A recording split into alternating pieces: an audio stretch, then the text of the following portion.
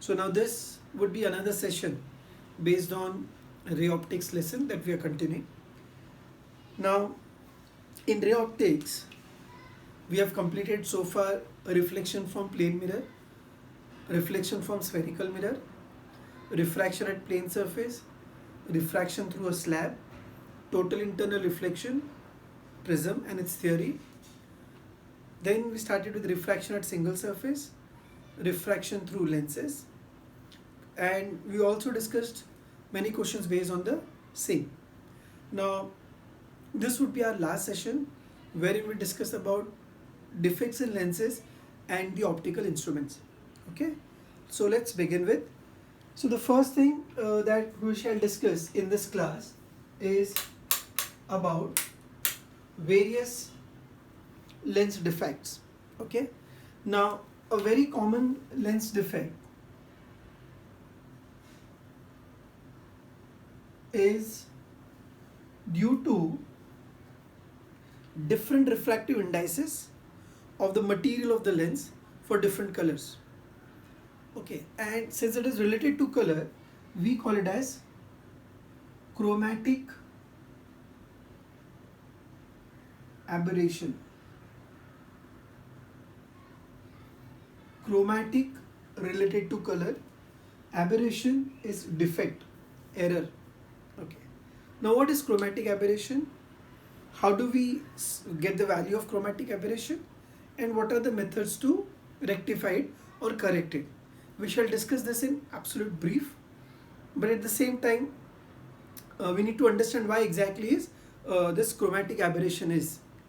Now the thing is, students, we all know that focal length for any lens we write as mu minus 1 in the bracket 1 upon r1 minus 1 upon r2.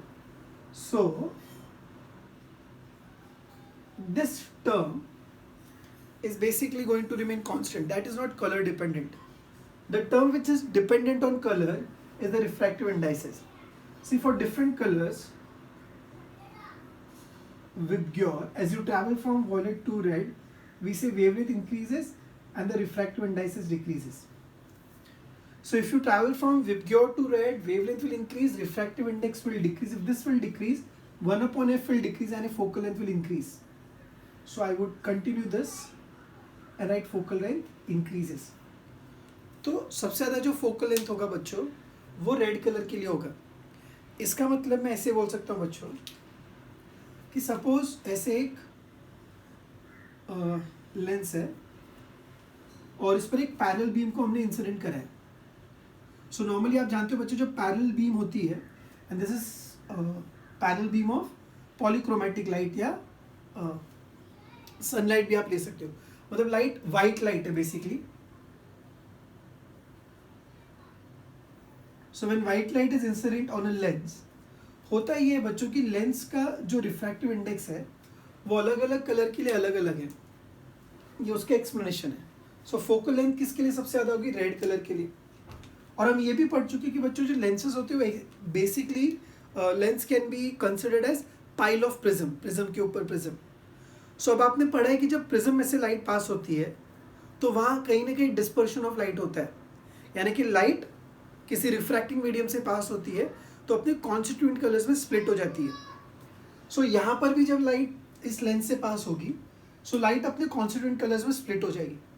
सो अभी red colour की अगर आप देख रहे हो कि wavelength ज़्यादा है तो रेड कलर का जो फोकस होगा वो यहाँ आया मान लीजिए, और जो वॉयलेट कलर का फोकस होगा वो सपोज कीजिए यहाँ पर है, और बाकी सारे कलर इसके बीच में होंगे. आप जानते हो ये.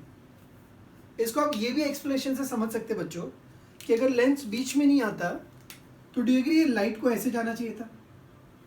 और जब हमने डिस्पर्शन पढ़ा तो सबसे ज़्यादा डिविएशन वॉयलेट कलर का होगा, तो ओरिजिनल डायरेक्शन से वॉयलेट कलर ज़्यादा दूर जाएगा, रेड कलर उतना ज़्यादा दूर नहीं जाएगा as compare to violet.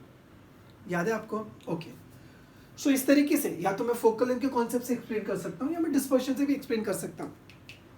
Problem क्या हुआ बच्चों इससे कि अगर ये डिफेक्ट नहीं होता, या मान लीजिए व्हाइट लाइट की जगह ये एक मोनोक्रोमेटिक रे ऑफ लाइट होती, सिंगल कलर वाली, तो क्या होता बच्चों, तो होता ये कि जो पैरेलल बीम ऑफ लाइट आती वो रिफ्रैक्शन के बाद एक पॉइंट पर मिलती है जिसको हमने नाम रखा था फोकस। यानी कि फॉर अ गिवन ऑब्जेक्ट आपको एक डिस्टिंक्ट एकदम क्लियर या शार्प पॉइंट इमेज मिलती थी। इस केस में ये होगा बच्चों कि ऑब्जेक्ट की जो इमेज है वो एक पॉइंट पर नहीं बन करके कई सारे पॉइंट्स पर बनने वाली है। सो एक एक्सटेंडेड इमेज मुझे मिल रही है या एक ब्लर इमेज मुझे मिल रही है।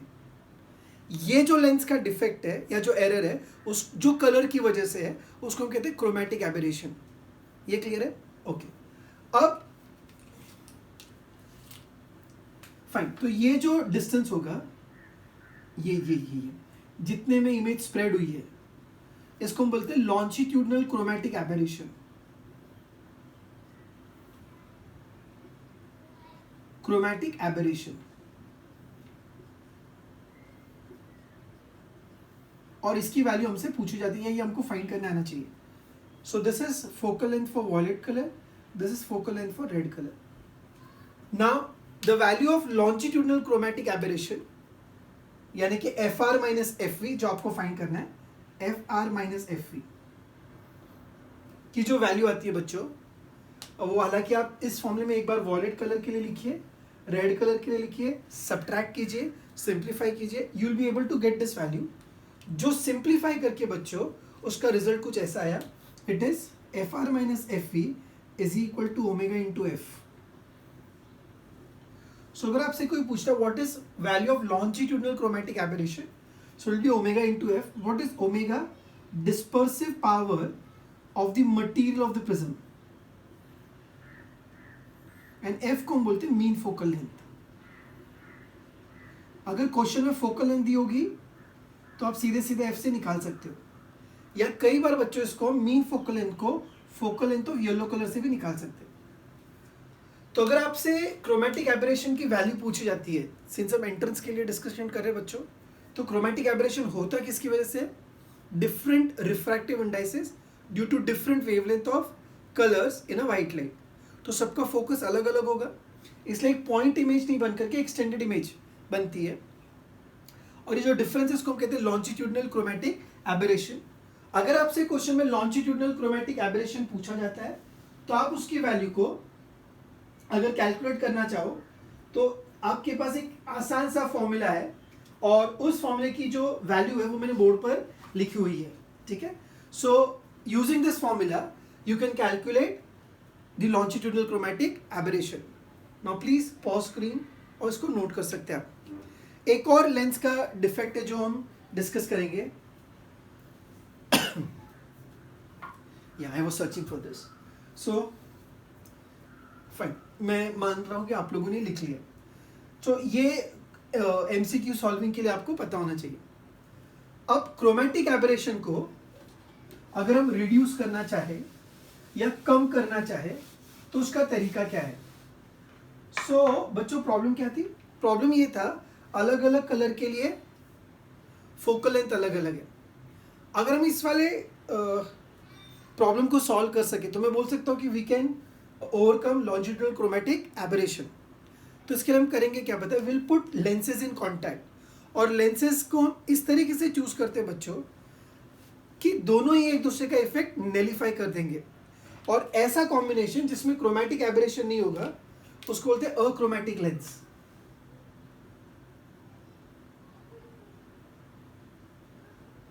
मतलब वो ऐसी लेंस होगी, ये शायद आपको याद होगा जब हमने पढ़ा था deviation without dispersion, achromatic combination of prism.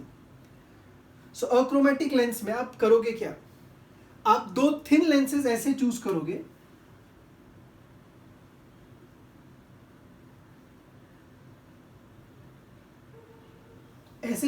बच्चों कि उनका डिस्पर्सिव पावर और फोकल लेंथ का जो रेशियो है दोनों ही लेंसेज का, उसका एडिशन 0 आना चाहिए। इसको कंडीशन ऑफ अक्रोमैटिज्म भी कहते हैं। वहां पर भी हमने पढ़ा था, but that was for prism students, please keep that in mind. So क्या ऐसे लिख सकते हैं? Omega 1 upon f1 is negative of omega 2 upon f2, और I would say that omega 1 by omega 2 will be equal to minus of f1 by f2। Condition of achromatism, omega 1 by omega 2 should be equal to minus of f1 by f2. So using this condition, आप मतलब आपको क्या करना है, दो lenses कुछ इस तरीके से सिलेक्ट करनी है तो उनके डिस्पर्सिव पावर का जो रेशियो है वो उनके फोकल लेंथ के रेशियो का नेगेटिव हो. नेगेटिव सिग्निफाई करेगा कि they will cancel out each other's effect. So ये था पहला तरीका अक्रोमैटिक लेंसेज का. दूसरा जो तरीका है बच्चों, जिसमें आप क्या कर सकते हैं, हम ये भी कर सकते हैं बच्चों कि दो लेंसेज को, टू थिन लेंसेज को we keep at a distance जो उनका मीन फोकल लेंथ के बराबर है. ये था ये curve when lenses are in contact. अब मैं उन्हीं लेंसेज को सेपरेट करके रखता हूं. So again will have two thin lenses and अगर उनके बीच का distance of separation is the algebraic mean of their focal length, तो भी हम क्रोमैटिक एब्रेशन को हटा सकते हैं. ये कई बार एज इट इज डायरेक्ट फॉर्मूले पर क्वेश्चन मिलेंगे बच्चों आपको. ये curve when two lenses are in contact, ये curve when two lenses are separated, तो उनका डिस्टेंस ऑफ सेपरेशन कितना होना चाहिए? It should be the algebraic mean of their focal length. Are we clear? So now ये chromatic aberration क्या है, उसका मैग्नीट्यूड अगर पूछा जाए तो कैसे निकालोगे, ये होने का रीजन क्या है वो मैंने बताया, इसको आप ओवरकम कैसे करोगे. तो ये दो स्टैंडर्ड तरीके आपको याद रखने, इनको आप नोट कर लीजिए बच्चों. Fine. Now once we have discuss with chromatic aberration, एक और प्रॉब्लम है बच्चों. Now chromatic aberration is due to material, कि अलग अलग कलर के लिए उसी लेंस के मटेरियल का रिफ्रैक्टिव इंडेक्स अलग अलग है. दूसरा जो प्रॉब्लम है बच्चों वो शेप की वजह से है. ठीक है, okay, we shall discuss that also.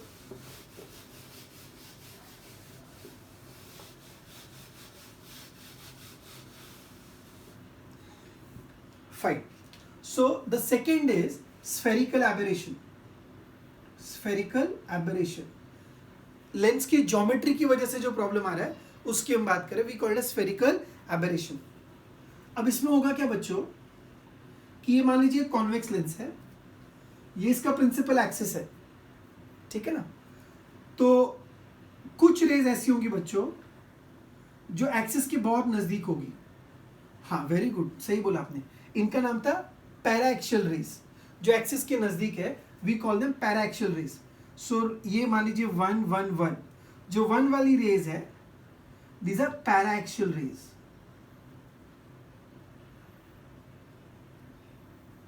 Paraxial rays. और जो एक्सिस से दूर वाली रेज है I call them as marginal rays, या एक्सट्रीम रेज भी बोल सकते हैं इनको आप, मार्जिनल रेज. सो 2 वाली जो रेज है वो मार्जिनल रेज है.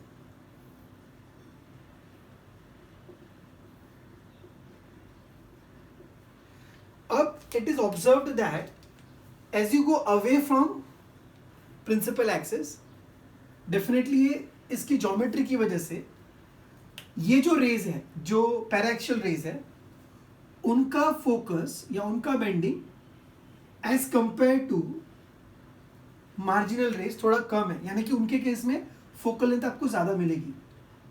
So these are axial raise.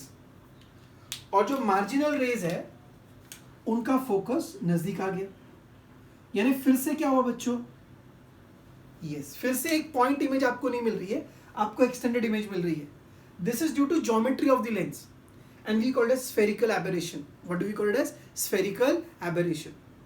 Spherical aberration को अगर आप मेजर करना, आई एम सॉरी, अगर आप ओवरकम करना चाहो या उसको कम करना चाहो तो उसका तरीका वापस वैसे ही है बच्चों कि आप दो थिन लेंसेज लेंगे और उन दोनों थिन लेंसेज को आप एक दूसरे से सेपरेट रखेंगे और इनके बीच का जो सेपरेशन है, distance of that should be difference in their focal length.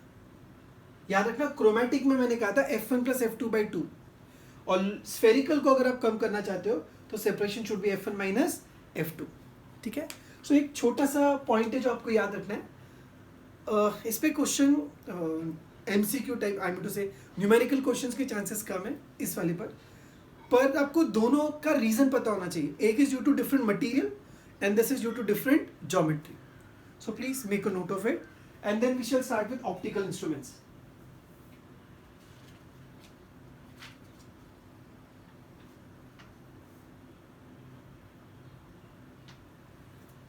Fine. So now अगर हम ये डिस्कस कर चुके हैं, so now will talk about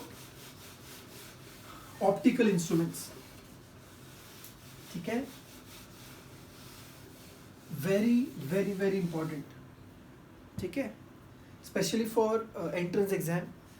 बहुत बार एग्जाम में सिंपल फॉर्मूला बेस्ड क्वेश्चन आपको इस पर मिलता है ऑन ऑप्टिकल इंस्ट्रूमेंट्स.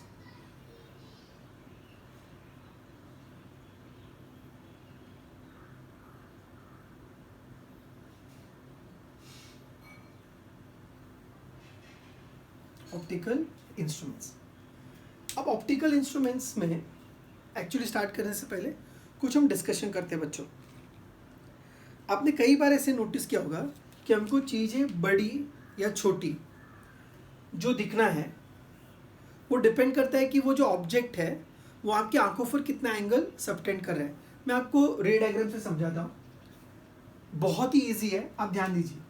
जैसे मान लीजिए एक ऑब्जेक्ट ये है, आपने नोटिस किया होगा. चलो मैं एक एग्जांपल देता हूँ आपको कि जैसे बहुत दूर कोई माउंटेन है तो आपको छोटा दिखता है. जैसे मून की जो एक्चुअल साइज़ है, और जब आप मून को देखते हो तो आपको मून बहुत छोटा दिखाई देता है, उसकी ट्रू साइज आपको नहीं दिखाई दे रही है. क्यों नहीं ऐसा हो रहा है, मतलब क्यों ऐसा हो रहा है? हाँ, वही मुझे आपको समझाना है before I start with optical instruments. ठीक है ना, कि हम जो size of the object perceive करते हैं वो डिसाइड कौन करता है? वो डिसाइड करता है कि ऑब्जेक्ट से आने वाली रेस हमारे आई पर कितना एंगल बना रही है. जितना बड़ा एंगल होगा उतनी साइज ज़्यादा दिखेगी, और जितना छोटा एंगल होगा उतनी आपको साइज कम दिखाई देगी. सो हमको जो perceive, what we perceive size of the object is based on the angle subtended by the object at the eye. इसीलिए जब हम ऑप्टिकल इंस्ट्रूमेंट्स पढ़ते हैं बच्चों तो हम एंगल के टर्म में मैग्निफिकेशन पढ़ते हैं. जब मैंने लेंसेज पढ़े थे बच्चों तो मैंने लीनियर मैग्निफिकेशन पढ़ा था. यहाँ पर मैग्निफिकेशन हम एंगल्स के टर्म में पढ़ने वाले हैं. ठीक है ना. अच्छा, सो अब चलो इसी को हम कंटिन्यू करते हैं. ये ऑब्जेक्ट है, इसको मैंने आपकी आंखों से नजदीक रखा है. ठीक है ना, ये मान लीजिए ऑब्जर्वर की आईज है. तो इससे आने वाली जो रेज है उनका जो एंगल होगा वो ये कुछ ना एंगल है. ठीक है ना, consider this to be alpha. ऐसे ही अब इस ऑब्जेक्ट को मैं, आंख वहीं पर है, आपकी आईज को मैंने वहीं रखा है. ठीक है, और ऑब्जेक्ट को जरा दूर ले गया मैं. पहले वो यहाँ पर था, अब मान लीजिए ऑब्जेक्ट यहाँ गया. सो वो लाइन हो गई और ऑब्जेक्ट यहाँ पर है. देखो मैं ऑब्जेक्ट की साइज उतनी ही रख रहा हूँ जितनी फर्स्ट केस में थी. अब अगर आप देखेंगे बच्चों, सो एक रे ऑफ लाइट तो चलो वापस मैं ऐसे ले सकता हूँ और दूसरी यहाँ से ऐसे भी. नाउ इफ यू सी, ये वाला जो एंगल है बीटा, डेफिनेटली पहले वाले केस में जो एंगल था, इसको आप लॉजिकली भी सोच सकते हो बच्चों. ये वाली साइड सेम है और ये डिस्टेंस बढ़ गया है तो डेफिनेटली ये एंगल छोटा ही होना है. अगर आप मतलब मैथमेटिकली समझना चाहो, see this side of the triangle remains the same, this side is increased. समझ में? सो डेफिनेटली एंगल छोटा ही होने वाला है. tan theta is opposite upon adjacent. Opposite उतना ही, एडजेसेंट बढ़ गया, डिनोमिनेटर बढ़ गया, तो tan थीटा छोटा तो थीटा छोटा. इसीलिए आपको लगता है कि ये छोटा है और ये बड़ा है, जबकि ऐसा नहीं है, दोनों सेम ही है. सो हम ऐसा परसीव क्यों करते हैं? बिकॉज ऑब्जेक्ट से निकलने वाली जो रेज है वो आपकी आंखों पर अलग अलग एंगल बना रही है. Is that clear? सो इसीलिए जब मैं ऑप्टिकल इंस्ट्रूमेंट्स पढ़ता हूँ तो मैं मैग्निफिकेशन को एंगल्स के टर्म में पढ़ता हूँ, and we call it as angular magnification. फिर से बोलो, क्या बोलेंगे उसको? Angular magnification. ठीक है, क्लियर है ये? ओके. अब हम एंगुलर मैग्निफिकेशन को डिफाइन कैसे करें मैं समझाता हूँ आपको. पहले ये वाली पार्ट क्लियर है बच्चों? श्योर? हाँ, बहुत अच्छे. कि अगर ऑब्जेक्ट नज़दीक है तो एंगल बड़ा है तो बड़ा दिखता है, ऑब्जेक्ट दूर चला गया सेम ऑब्जेक्ट तो आंखों पर बनने वाला एंगल छोटा होगा तो आपको छोटा दिखता है, जबकि उसकी साइज लीनियर हाइट उतनी है, सो उसकी एंगुलर साइज अलग हो गई है तो हमारी आंखें परसीव करेगी कि वो छोटा है. Getting what I am saying? Okay. अब जो मैं नेक्स्ट बात आपके साथ डिस्कस कर रहा हूँ बच्चों, रिलेटेड टू ऑप्टिकल इंस्ट्रूमेंट, कि उसका मैग्नीफाइंग पावर कैसे फाइंड करेंगे. Angular magnification. एंगुलर मैग्निफिकेशन और magnifying power of optical instrument आप कैसे मेजर करोगे, लॉजिक बताइए उसका। अच्छा, जैसे मान लीजिए मैं इस मार्कर पेन को किसी एक डिस्टेंस पे रखता हूँ जहाँ मैं इसको क्लियरली देख पाऊँ। हाँ, बराबर सोचा आपने। वो डिस्टेंस जहाँ पर ऑब्जेक्ट को क्लियरली देख पाते we called as what, distance of distinct vision. तो मैंने इसको 25 नॉर्मल ह्यूमन आई जो कि अनएडेड है, मतलब उसको स्पेक्स वगैरह की ज़रूरत नहीं है, उसके लिए distance of distinct vision 25 centimetre है। यानी 25 सेंटीमीटर पर अगर मैं इसको रखूँ तो मुझे सबसे ज़्यादा क्लियरली दिखाई देगा। समझ में आया? तो मान लीजिए 25 सेंटीमीटर पर मैंने इसको रखा मार्कर पेन को और मैं उसको क्लियरली देख पा रहा हूँ। ओके, अब इसी को मैं इंस्ट्रूमेंट के थ्रू देखूंगा, ऑप्टिकल इंस्ट्रूमेंट के थ्रू, तो मुझे ये बड़ा दिखाई दिया, तो मैं बोलूँगा ना इस इंस्ट्रूमेंट ने इसको मैग्नीफाई किया वापस से। पहले मैंने नेकेड आई से देखा डायरेक्ट 25 सेंटीमीटर पर रखकर, तो इसने कुछ तो मेरी आंखों पर एंगल बनाया होगा। फिर मैं किसी ऑप्टिकल इंस्ट्रूमेंट से, ये मान लीजिए मेरा पाम ऑप्टिकल इंस्ट्रूमेंट है, इसके थ्रू देखता हूँ और मुझे बड़ा दिखता है, सो अब कुछ और एंगल बना होगा। सो इसका मैग्नीफाइंग पावर हम कैसे डिफाइन करते हैं? तो इसके मैग्नीफाइंग पावर को हम ऐसे डिफाइन करते हैं, it is angle subtended by the image at the I when seen through the optical instrument to the angle subtended by the object at the eye when seen directly। हम object को दो बार देखते हैं बच्चों, एक बार naked eye से directly देखते हैं और एक बार ऑप्टिकल इंस्ट्रूमेंट के थ्रू देखते हैं। सो मैग्नीफाइंग पावर क्या डिफाइन करेंगे आप? It is the ratio of angle subtended by the image when seen through the optical instrument to the angle subtended by the object. एक बार एंगल इमेज बनाएगी जब इंस्ट्रूमेंट के थ्रू देखोगे, और एक बार एंगल ऑब्जेक्ट बनाएगा जब उसको डायरेक्टली देखोगे। So magnifying power of a microscope और any optical instrument is defined as the ratio of angle subtended by the image at the eye when seen through the optical instrument to the angle subtended by the object at the eye when seen directly. Image ने जो angle बनाया upon object ने जो angle बनाया। Image का angle बनाने के लिए उसको आप ऑप्टिकल इंस्ट्रूमेंट से देखोगे और ऑब्जेक्ट का एंगल के लिए आप उसको डिस्टेंस ऑफ डिस्टिंक्ट विजन पे रखकर देखोगे। सो मैग्नीफाइंग पावर और the angular magnification is the ratio of beta by alpha. जैसे कि थोड़ी देर पहले मैंने कहा था बच्चों कि जब हम एंगुलर मैग्निफिकेशन पढ़ते तो एंगल्स इन्वॉल्व होते हैं, और जो एंगल्स है उनकी वैल्यू बहुत छोटी होती है, बीटा और अल्फा दोनों ही छोटे होते हैं।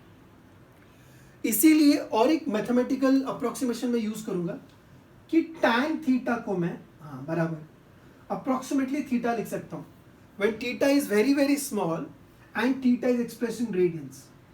थीटा छोटा होना चाहिए और थीटा किस में होना चाहिए? रेडियंस में। अंडर दैट कंडीशन मैं tan बीटा को अप्रोक्सीमेटली बीटा लिखूंगा और tan अल्फा को अप्रोक्सीमेटली अल्फा लिखूंगा। फिर से एक बार, ऑप्टिकल इंस्ट्रूमेंट्स हम पढ़ रहे हैं। हम जब ऑप्टिकल इंस्ट्रूमेंट्स की बात करते हैं तो मैग्निफिकेशन एंगल वाला देखते हैं। कोई भी ऑब्जेक्ट हमको छोटा है बड़ा लगता है, ये कौन डिसाइड करेगा? हाँ, जो अपनी आंखों पर एंगल बन रहा है वो डिसाइड करेगा। अब हम एंगुलर मैग्निफिकेशन को ऑप्टिकल इंस्ट्रूमेंट्स के लिए डिफाइन कैसे करते हैं? सो it is the ratio of angle जो कौन बनाती है? इमेज, अपॉन एंगल जो कौन बनाता है? ऑब्जेक्ट। इमेज कब बनाएगा? When you seen through the optical instrument. Object कब बनेगा? जब आप उसको कहाँ रखोगे? Very good, distance of distinct vision पर। ओके, अब इस तरीके से हमको मैग्नीफाइंग पावर अलग अलग इंस्ट्रूमेंट्स के लिए कैलकुलेट करना है।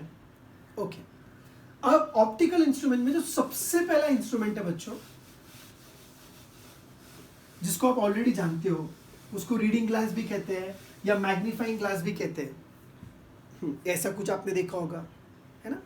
सो दैट रीडिंग ग्लास और magnifying glass is basically simple microscope.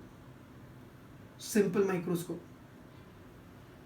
अब हम एक कॉन्वेक्स लेंस को सिंपल माइक्रोस्कोप की तरह यूज करने वाले हैं।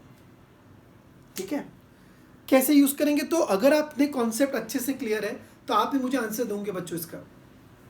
कैसे सर? मुझे एक बात बताओ, माइक्रोस्कोप से या जब मैग्नीफाइंग ग्लास से देखते हो तो छोटे लेटर बड़े होने चाहिए, जैसे वैसे होने चाहिए, उल्टे होने चाहिए? वैसी होनी चाहिए। यानी इमेज ऑब्जेक्ट के रिस्पेक्ट में इरेक्ट बननी चाहिए। तो इरेक्ट इमेज बननी चाहिए और मैग्नीफाइड बननी चाहिए।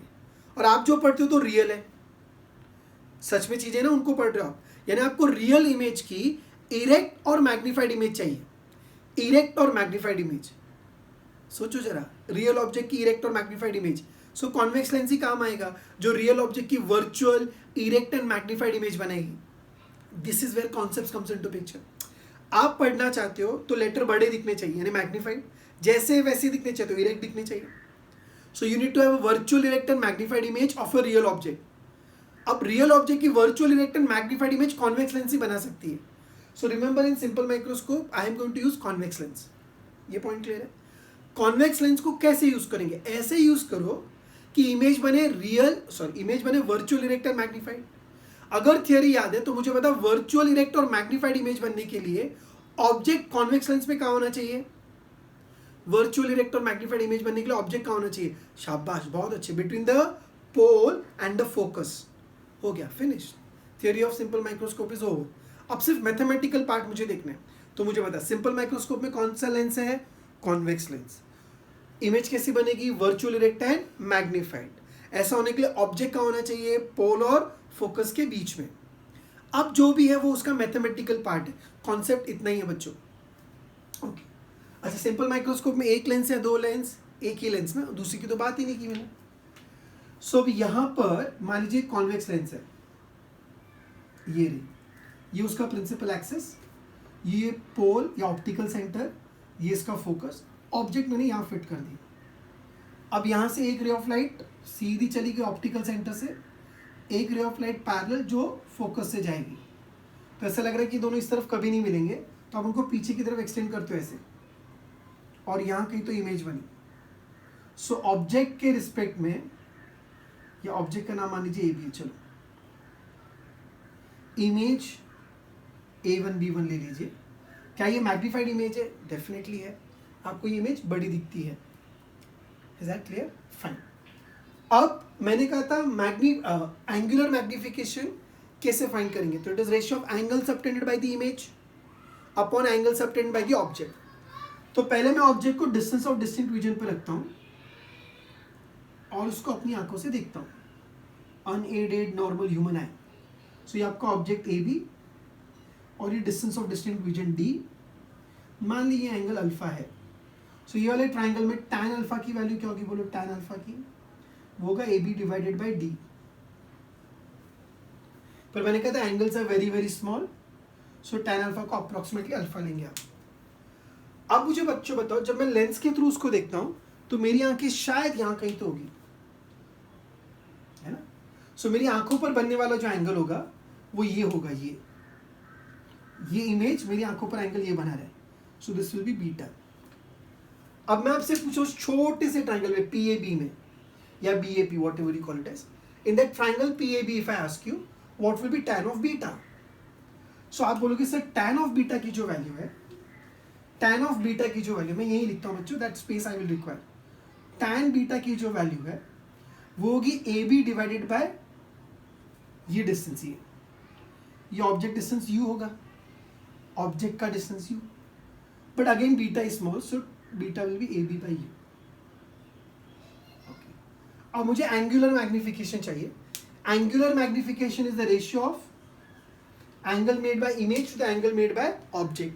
सो एंगुलर मैग्निफिकेशन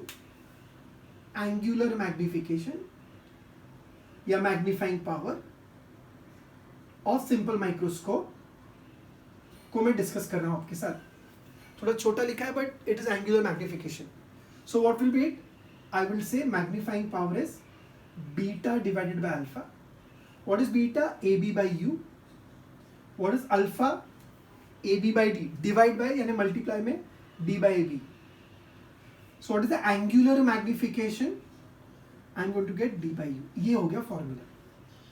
किसका फॉर्मूला? ये magnifying power of simple microscope. क्या आंसर है? d by you. और एक बार बच्चों, में ऑप्टिकल इंस्ट्रूमेंट्स में सारे एक्सप्रेशंस एक्सप्लेन करता हूँ या डिराइव करता हूँ. उसका रीज़न ये है कि अगर आप सिर्फ फॉर्मूला बाय हार्ट करोगे, एक तो कन्फ्यूजन बहुत होगा कि कौन सा किसका है, और दूसरा थोड़ा भी अगर डेटा ट्विस्ट हुआ तो आप एनालाइज नहीं कर पाओगे. ठीक है? So maybe it is little slow but आपके लिए बहुत हेल्पफुल होगा ये. So magnifying power is d by U. चलिए आगे. अब मुझे इसको अलग अलग फॉर्म में एक्सप्रेस करना है.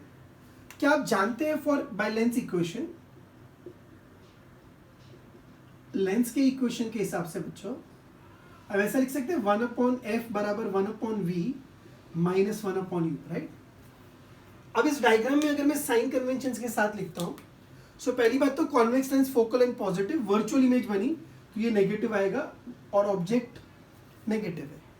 साइन कन्वेंशन की मदद से लेंस से इमेज ऐसे चलोगे, इंसिडेंट रे ऐसे जा रही है नेगेटिव, लेंस से ऑब्जेक्ट ऐसे चलोगे, इंसिडेंट रे ऐसे जा रही है, सो ये माइनस माइनस प्लस, ये माइनस इधर जाके plus, so 1/f plus 1/v will be 1/u।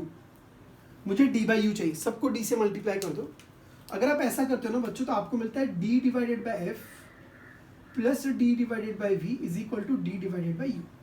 सो मेरा magnifying power of simple microscope का फॉर्मूला d/u भी होता है, या वो हो जाएगा d/f प्लस d/v।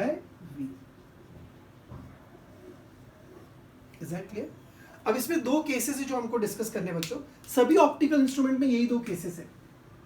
एक तो वो बच्चों जब वो बोलते हैं case 1, image is formed at infinity, image is formed at infinity। इसको कई बार बच्चों नॉर्मल विजन भी कहते हैं, या इसको बोलेंगे रिलैक्स्ड आई, मतलब आंखों पे स्ट्रेस नहीं होगा, आई मीन टू से स्ट्रेन नहीं होगा। ऐसे जब आप डिस्टेंस ऑफ डिस्टिंक्ट विजन पर इमेज बनाओगे तो आपको आंखों को फोकस करना पड़ता है, हाँ, so that if you practice you will understand. आप आंखों को फोकस करोगे तो आपकी आंखों पे स्ट्रेन आएगा और दूर की चीज़ों को आप आराम से देख सकते हो। छोटी दिखती है वो अलग बात है, पर दूर की चीज़ों को देखने के लिए आपको इतना स्ट्रेन करने की ज़रूरत नहीं है, जबकि नज़दीक को चीज़ों को देखने के लिए आपको स्ट्रेन करना होगा। आप घर पर बैठे हो तो ये ट्राई कर सकते हो, ऐसे एक पेन मारकर कुछ भी ले लो, आपसे दूर रखो, उसको आराम से दिखता है। उसको जैसे जैसे आप नज़दीक लेकर के आओगे और उसको फोकस में लाने के लिए आपको स्ट्रेन ज़्यादा करना पड़ेगा। इस मार्कर पर सपोज ये कुछ तो लिखा है, एम लिखा है, तो ये एम लेटर को जब मैं दूर से आराम से दिख रहा है, पर जैसे जैसे नज़दीक आता है उसको फोकस में लाने के लिए मुझे आंखों पर स्ट्रेन आता है। सो जब दूर होगा तो नॉर्मल विजन या रिलैक्स्ड है, कुछ टेंशन नहीं, ओके। उस केस में फाइनल इमेज इन्फिनिटी पर बनती है। फाइनल इमेज इन्फिनिटी पर बनना यानी कि v जो होगा वो इन्फिनिटी होगा। v अगर इन्फाइनाइट तो 1/∞ 0, so magnifying power when the image is formed at infinity ये विल बी d/f। ये बाय हार्ट करना है सब बच्चों और सब इंस्ट्रूमेंट के लिए करना है। Image is at infinity, okay.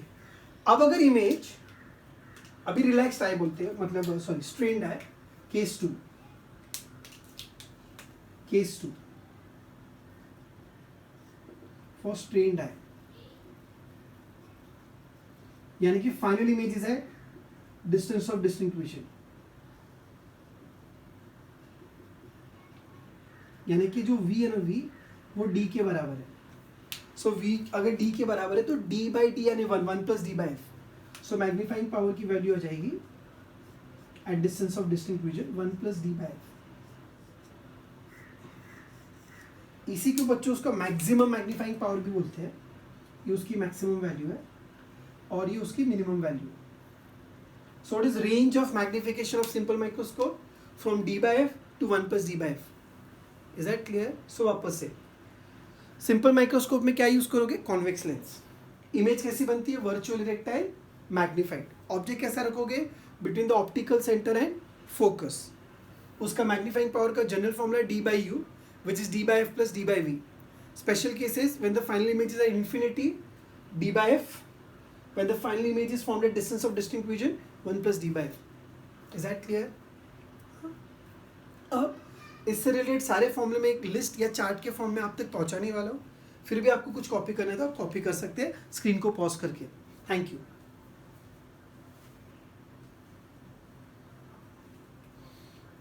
Okay, so I hope आपने सिंपल माइक्रोस्कोप अच्छे से लिख लिया है। अब we shall discuss about extension of simple microscope, मतलब माइक्रोस्कोप को ही आगे थोड़ा हम लेकर के जाते हैं। अब ये वो वाला माइक्रोस्कोप है जिसको आप माइक्रोस्कोप के नाम से जानते हो। सिंपल माइक्रोस्कोप के तो बेचारे को हम कहते हैं मैग्नीफाइंग ग्लास है, और आपको जो माइक्रोस्कोप याद है जो लैब में देखा होगा। हाँ, मैं कंपाउंड माइक्रोस्कोप की बात कर रहा हूँ। यहाँ बेसिकली मैग्निफिकेशन का मल्टीप्लीकेशन होता है, सो कंपाउंडिंग ऑफ मैग्निफिकेशन है, so we call it as compound microscope. मैं प्रूफ करके बताता हूँ। सो एक सिंपल है, एक लेंस है, एक से ज़्यादा है, मैग्निफिकेशन मल्टीप्लाई होता है, so compounding of magnification, compound microscope. अब कंपाउंड माइक्रोस्कोप में बच्चों हम दो लेंसेज यूज़ करते हैं। एक, हाँ अगर आपको लैब याद आ रही है तो कॉलेज की या सो आप जहाँ पर अपनी आँख रखते हो वो, और नीचे एक स्लाइड होती है। सो दो लेंसेज होती है, एक आँख के पास है और एक स्लाइड यानी कि ऑब्जेक्ट के पास है। जो ऑब्जेक्ट के पास है उसको बुलाएंगे ऑब्जेक्टिव, और जो आई के पास उसको बुलाएंगे eyepiece. So one is objective and the other is eyepiece. सेट क्लियर? सो कंपाउंड माइक्रोस्कोप में there are two convex lenses, one is objective and the other is eyepiece. Objective जो होता है बच्चों, it is smaller in size. अगर मैं कह रहा हूँ ये ऑब्जेक्टिव है तो डेफिनेटली ऑब्जेक्ट इस तरफ है, और यहां पर we'll have an eyepiece. So एक ऑब्जेक्टिव और एक आई पीस। अब जो आई पीस है बच्चों, ये सिंपल माइक्रोस्कोप की तरह काम करता है।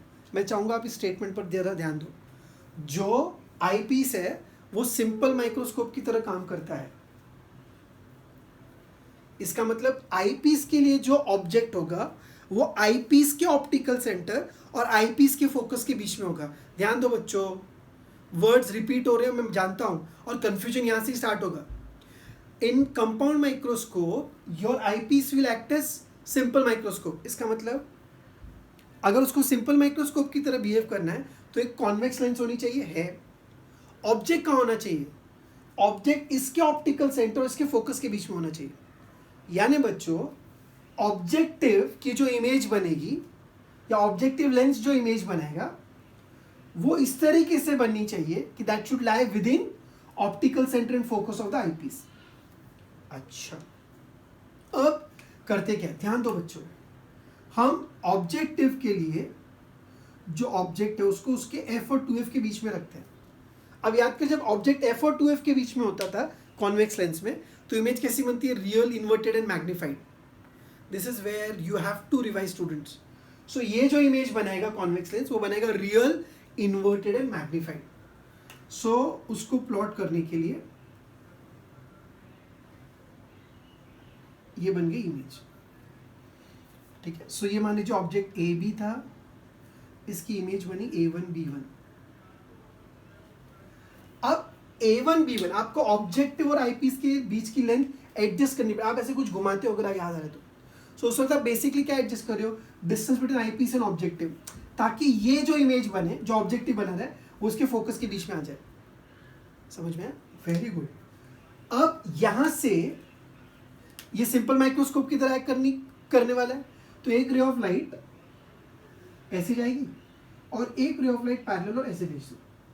अब जाते ये दोनों इंटरेक्ट या उस तरफ इंटरसेक्ट नहीं करेगी, सो अब इनको पीछे की तरफ ट्रेस कर लो। ये definitely to the scale diagram नहीं है, मैं अप्रॉक्सीमेटली बना रहा हूँ बच्चों, इस तरह। तो ये बन गई A2 B2, बहुत ही मैग्नीफाइड इमेज। सो ये ओवरऑल वर्किंग है या रे डायग्राम है फॉर कंपाउंड माइक्रोस्कोप। इसकी जरूरत नहीं थी, मैं उसको हटा देता हूँ बिकॉज कैलकुलेशन की मुझे स्पेस चाहिए। सो यहाँ कुछ तो इमेज बनी। So final image A2 B2, intermediate image A1 B1, object AB। सो ऑब्जेक्टिव ने जो इमेज बनाई है वो कैसी है? Real, inverted, magnified. आईपीस ने जो इंटरमीडिएट इमेज की इमेज बनाई है वो इसके रिस्पेक्ट में वर्चुअल, इरेक्ट और मैग्नीफाइड है, इसके रिस्पेक्ट में। पर इसके रिस्पेक्ट में final image real, inverted and magnified है। हाईली मैग्नीफाइड भी आप बोल सकते हो। अब यहां पर आप मैग्नीफाइंग पावर कैसे फाइंड करोगे वो इंपॉर्टेंट है। सो आपकी आंखें कहाँ होती है? यहाँ होती है। So this is where your eyes are. So image आपकी आंखों पर एंगल ये बनेगा, ये बीटा होगा। सो ये जो डिस्टेंस है ये UE, object distance of the eyepiece है। ये जो डिस्टेंस है बच्चों, ये प्लीज ध्यान दो बच्चों, नहीं तो सारी मेहनत वेस्ट है। ऑब्जेक्टिव से इसका distance was V, image distance of the objective, और दोनों के बीच का जो डिस्टेंस है उसको बोलते हैं length of the compound microscope. कोई बता सकता है लेंथ ऑफ कंपाउंड माइक्रोस्कोप कितना होगा रे डायग्राम से? यहाँ से यहाँ तक का distance is this plus this, V naught plus U E. इसलिए आपको मैं बता रहा हूँ इन डिटेल, क्योंकि बाहर चलो हो जाएगा अभी बाहर, बट कंफ्यूजन ज़्यादा होता है। So L is V naught plus U E. Okay, अब मुझे बताइए क्या सर पूछ रहा हूँ। हाँ, वापस एक बार, ऑब्जेक्ट को कहाँ रखोगे? डिस्टेंस ऑफ डिस्टिंक्ट रीजन पर। चलो जल्दबाजी नहीं करते। सो आपका ऑब्जेक्ट ए बी है, इसको डिस्टेंस ऑफ डिस्टिंक्ट रीजन पर रखा आपने, और ऐसे आपने आंखों से देखा तो एंगल बना है अल्फा, ये डिस्टेंस था डी। तो यहाँ से हम अल्फा को अप्रोक्सीमेटली क्या लिखते थे बच्चों? ए बी बाई डी, याद है? थोड़ा सा फास्ट कर रहा हूँ मैं बिकॉज ये सिंपल चीज़ है। और यहाँ से tan बीटा क्या होगा? चलो बताओ, बीटा की वैल्यू क्या होगी? अप्रोक्सीमेटली बीटा क्या होगा? A1B1 upon U E, this is beta. हमको अल्फा बीटा में इंटरेस्ट है क्योंकि मैग्निफिकेशन उसी से आने वाला है। अब हम फाइंड करने जा रहे हैं magnifying power of compound microscope.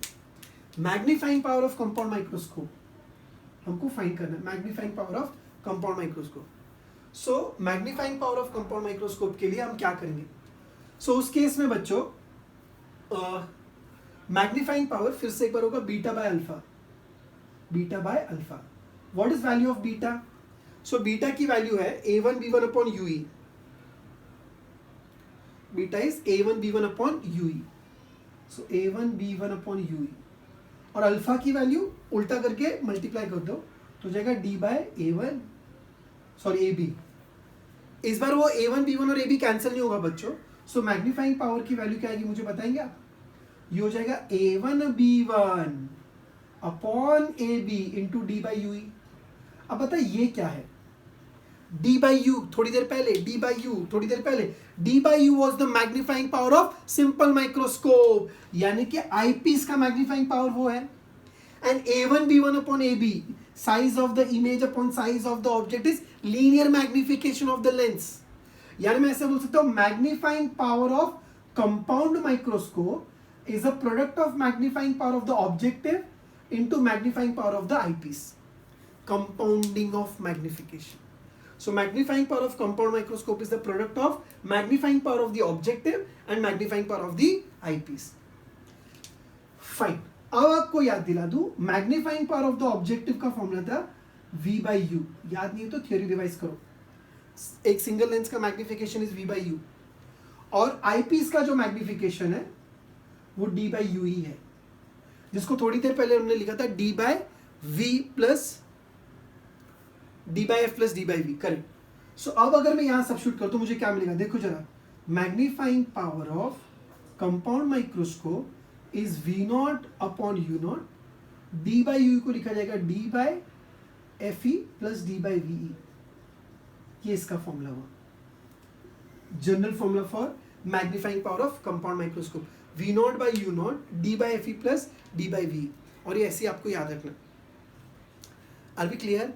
अच्छा, अब इसका लेंथ क्या? What is length of compound microscope? So it is V naught plus UE, V naught plus UE।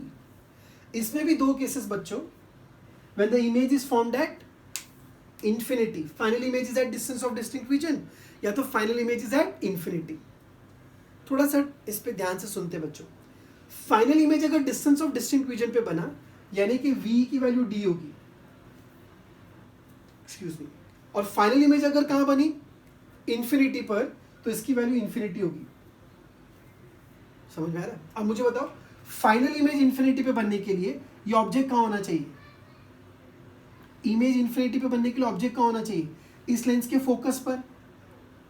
Revise बच्चों, नहीं तो मजा नहीं आएगा। ये इमेज इन्फिनिटी बनने के लिए ऑब्जेक्ट कहाँ होना चाहिए? फोकस पर, यानी UE will be equal to FE। हाँ, MCQ सॉल्व करोगे ना, मुझे याद करोगे, इसलिए ध्यान दो। L is V naught plus UE, बराबर। ये दो जनरल केस हो गए। अब स्पेशल केसेस, कौन सा case? I would say when final image is at infinity and final image is at distance of distinct region, तो लेंथ, ठीक है ना? तो उस वक्त लेंथ क्या होगी और मैग्निफिकेशन क्या होगा? चलो, मैग्निफिकेशन क्या होगा उस वक्त? डिस्टेंस ऑफ डिस्टिंक्ट रीजन पर बनी है तो V naught by U not तो बेचारा वैसे ही होगा, ये V की जगह पे D, तो ये हो जाएगा V naught by U naught into 1 plus D by F E, और लेंथ क्या होगी उसकी, लेंथ हो जाएगी V naught plus U E, और यू ई की वैल्यू हो जाएगी F E into D upon F E plus D. ये कहां से लाए सर, देख बताता हूं। ये जो फॉर्मूला था वो कैसे आया था, देख 1 upon U E was 1 upon F E plus 1 upon V बराबर। अब इमेज कहाँ बन रही है, डिस्टेंस, तो ये डी हो जाएगा।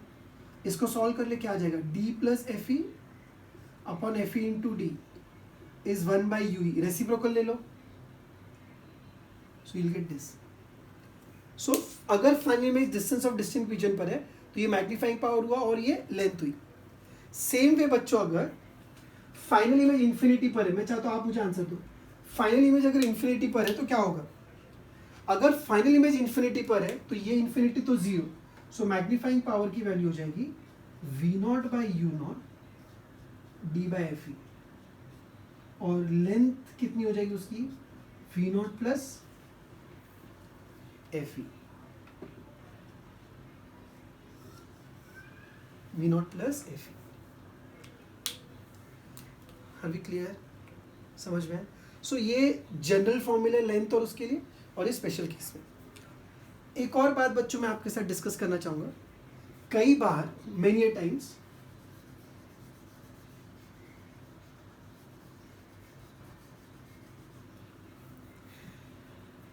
हम एक अप्रोक्सीमेशन या क्वेश्चंस में काम आता है, ये भी इंपॉर्टेंट है बच्चों, आप प्लीज इसको समझो अच्छे से, इट इज इंपॉर्टेंट। क्या है sir, L is basically V naught plus U E. होता है रियल लाइफ में ये बच्चों की, जो ऑब्जेक्ट होता है वो ऑब्जेक्टिव लेंस के फोकस के बहुत नजदीक आएगा। सो जो यू ऑफ ऑब्जेक्ट है, यू ओ जिसको मैंने लिखा होगा, ये वो ऑलमोस्ट इसके फोकल लेंथ के बराबर है। सो अगर ऑब्जेक्ट इसके फोकल लेंथ के बराबर है ऑब्जेक्ट डिस्टेंस, तो ये इमेज इन्फिनिटी की तरफ जाएगी, यानी वी नॉट बहुत बड़ा होगा as compare to U E. गया ऊपर से, फिर से सुन, रियल लाइफ में ये जो ऑब्जेक्ट है, ऑब्जेक्ट वो ऑब्जेक्टिव लेंस के बहुत नजदीक होता है, यानी इसके फोकस के नजदीक आएगा, यानी जो ऑब्जेक्ट डिस्टेंस है जिसको हम यू नॉट लिखते हैं, वो अप्रोक्सीमेटली इसकी फोकल लेंथ के बराबर है। अब जब ऑब्जेक्ट फोकस के आसपास होगा तो इमेज इन्फिनिटी की तरफ जाएगी, यानी वी नॉट बहुत बड़ा हो जाएगा। वी नॉट बहुत बड़ा तो यू उसके सामने नेग्लिजिबल है, so V naught plus U approximately V naught हो जाएगा, यानी मैं बोल रहा हूँ L will be approximately equal to what, V naught. So ये अप्रोक्सीमेशन में यूज कर सकते हैं कि जब यू नॉट एफ ओ के बराबर होगा तो जो एल होगा, सॉरी जो वी नॉट होगा वो एल के बराबर होगा।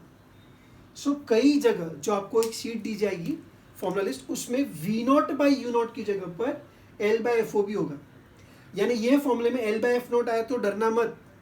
फिर से बताता हूँ, ये इन प्रैक्टिस कई बार ऑब्जेक्टिव के फोकस के नजदीक आएगा तो U naught will be equal to F naught, object focus पर तो इमेज दूर बनेगी, सो वी नॉट बहुत बड़ा हो जाएगा, तो V naught plus U E के सामने यू ई उड़ जाएगा, तो L will be equal to V naught. That approximation I am going to use, excuse me. So V naught by U naught को जरूरत पड़ने पर मैं एल बाय एफ नॉट लिख सकता हूँ एमसीक्यू सॉल्विंग में। सो this is all about compound microscope बच्चों, जिसमें दो लेंसेज है, ऑब्जेक्टिव एंड आईपीस। छोटा ऑब्जेक्टिव, बड़ा वाला eyepiece. Objective real inverted magnified image बनाता है, आईपीस इसके रिस्पेक्ट में वर्चुअल डायरेक्ट मैग्नीफाइड इमेज बनती है। ओवरऑल इमेज अभी भी इन्वर्टेड और हाईली मैग्नीफाइड बनती है। फिर इसका जो मैग्निफिकेशन उसका ये जनरल फॉर्मूला है, इसमें लेंथ का जनरल फॉर्मूला, और एज यूजुअल दो स्पेशल केसेस।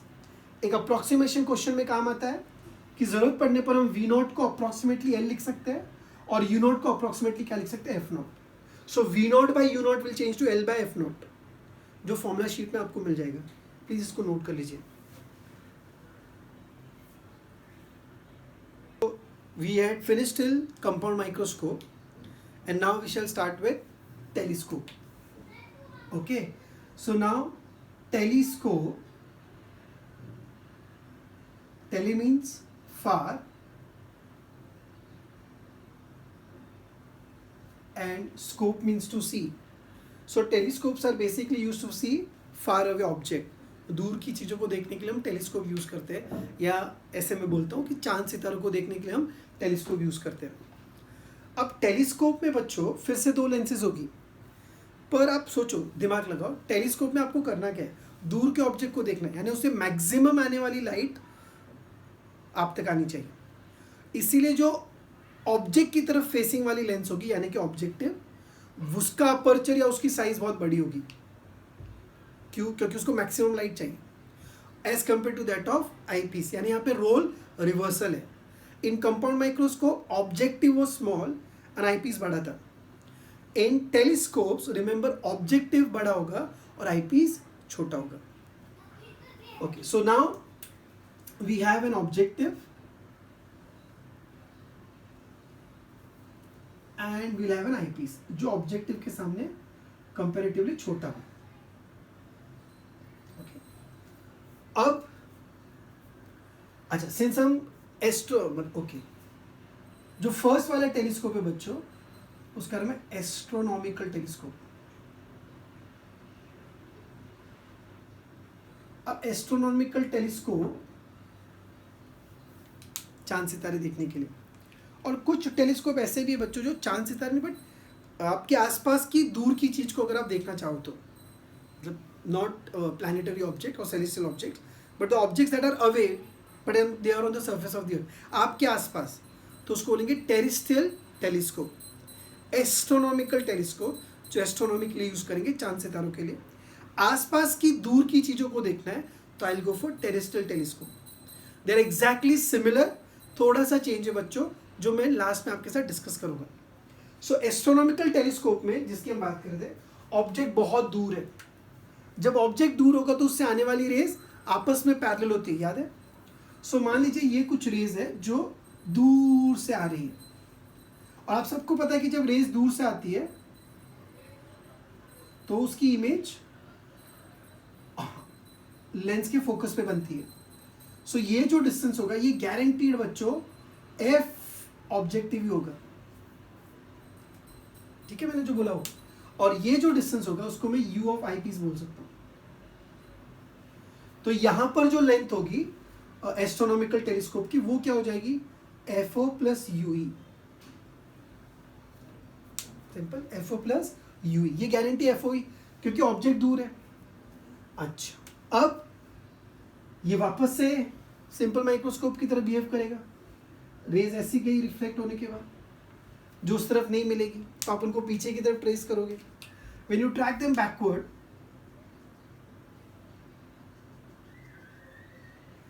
यहां कहीं मान लीजिए इमेज बन रही है, फाइनल इमेज, ठीक है। सो अब क्या करें? हाँ, और एक बात बच्चों, एस्ट्रोनॉमिकल टेलीस्कोप में जब आप मैग्निफिकेशन फाइंड करोगे, हम पहले क्या करते थे, angle made by the image at the eye to the angle made by the object at the eye. अब उसके लिए ऑब्जेक्ट को डिस्टेंस ऑफ डिस्टिंक्ट विजन पे रखते थे आप, समझा? ये तो एस्ट्रोनॉमिकल टेलीस्कोप है, तो आप चांद को पकड़ के 25 सेंटीमीटर पे तो नहीं रख पाओगे ना, ऑब्वियस सी बात है। तो इस बार हमको अल्फा दूसरे तरीके से फाइंड करना है। मेरी बात समझ में आई? नहीं समझ में आई? So angle subtended by object and angle subtended by image find करने का तरीका यहाँ थोड़ा सा अलग होगा, स्पेशली रिलेटेड टू ऑब्जेक्ट। कुछ तो बोलो बच्चों, मैं 25 सेंटीमीटर पर नहीं रख सकता हूँ। सो ऑब्जेक्ट जो एंगल बनाने वाला है आंखों पर, उसको मैं यहाँ से निकाल सकता हूँ। देख, अगर ये एंगल मान लीजिए अल्फा है, तो क्या मैं बोल सकता हूँ ये भी एंगल अल्फा होगा? ये लाइन तो ऑप्टिकल सेंटर वाली स्ट्रेट जाएगी। ये डिस्टेंस कितना है आप जानते हो, एफ ओ, और इसको चलो नाम देते ए बी। अब अपनी आंखें यहाँ होती है, सो ऑब्जेक्ट का जो लेंस पर एंगल है वो अल्फा है, और इमेज का जो आंखों पर एंगल है वो मान लीजिए बीटा अभी भी है। चलो बताओ मैग्निफिकेशन क्या होगा? इतना हम कर चुके, आप डायरेक्ट बताना चाहिए अभी क्या होगा। ऑब्जेक्ट वाला एंगल अल्फा है, so tan of alpha will be approximately equal to alpha will be A B divided by F O, and tan of beta will be approximately equal to beta, and that would be equal to A B divided by U E.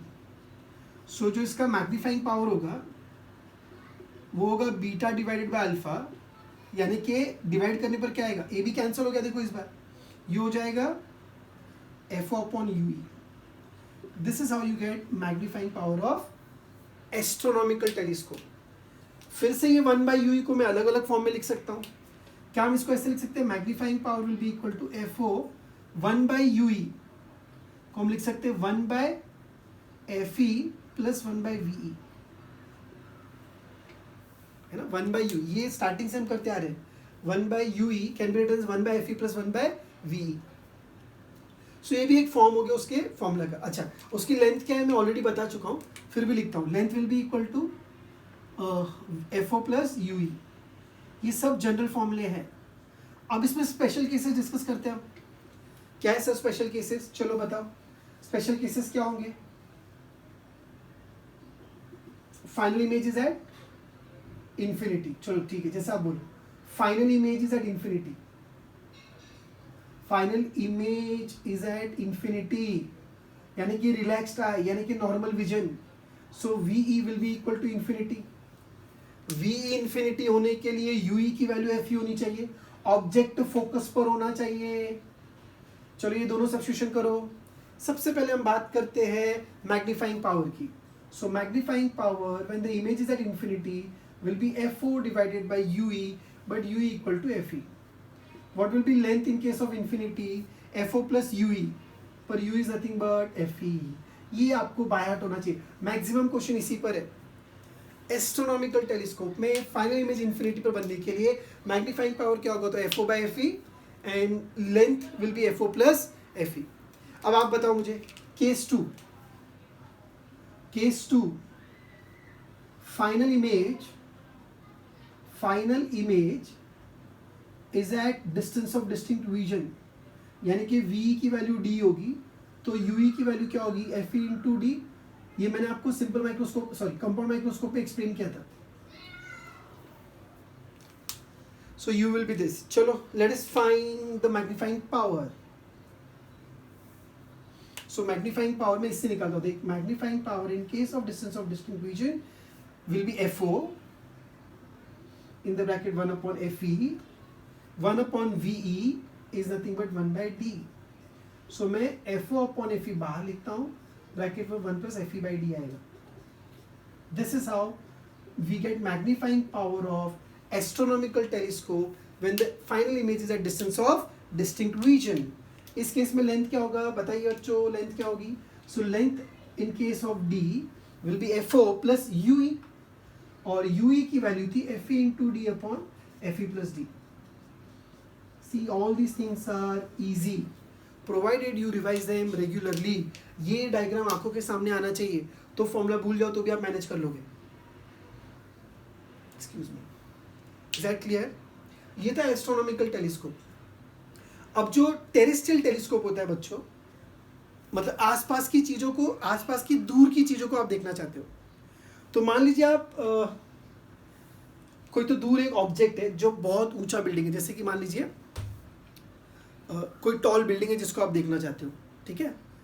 So tall building को, जैसे अगर आप, I hope आप ये देख पा रहे हो, ये एक टॉल बिल्डिंग है जो मुझसे बहुत दूर है.